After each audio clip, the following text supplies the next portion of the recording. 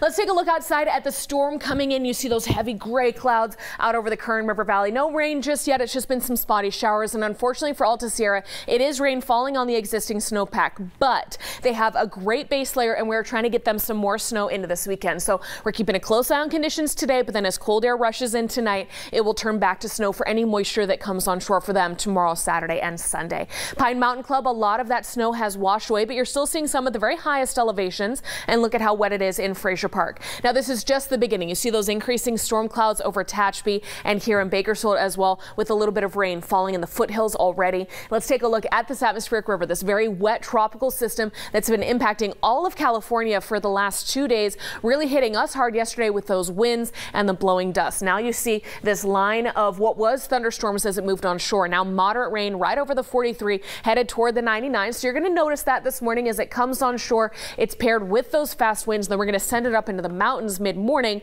and by then we have fast winds and heavy rain, so that could cause some flooding. And all of this rain is falling on that higher elevation snowpack, causing it to melt, and then all of that has to rush down to our mountain communities. So a flood watch is in effect. As that passes, it's just spotty showers. I mentioned the colder air is coming in tonight, so that does try to bring us the possibility of snow at pass level tomorrow. For the highest elevations, we could be talking about a few inches of snow by the time we head into Friday, and more showers on Saturday. Look at how exciting that is. Then we have another cold front coming Sunday, which means more rain. So as we fill in this morning's rain, you're going to see about a 1/4 inch possible here on the valley floor. Up in the mountains, about a 1/2 inch to an inch is possible. We're keeping a close eye on conditions there.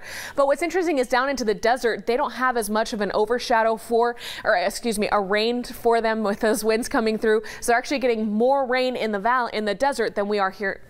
I'm getting all tongue-tied. The desert's getting a lot of rain. It's going to be awesome. Okay, let's take a look ahead to temperatures because we're so warm. We're in the 60s this morning and then falling to the 50s tomorrow as that cooler air comes on shore. Showers through Sunday. That is a cold front, so it's going to drop temperatures even more. If your car is as filthy as mine after yesterday's dust and spotty showers, you're going to want to wash that on Monday. But even then, I'd say you could leave it dirty because there's more rain trying to move on shore Wednesday and Thursday next week.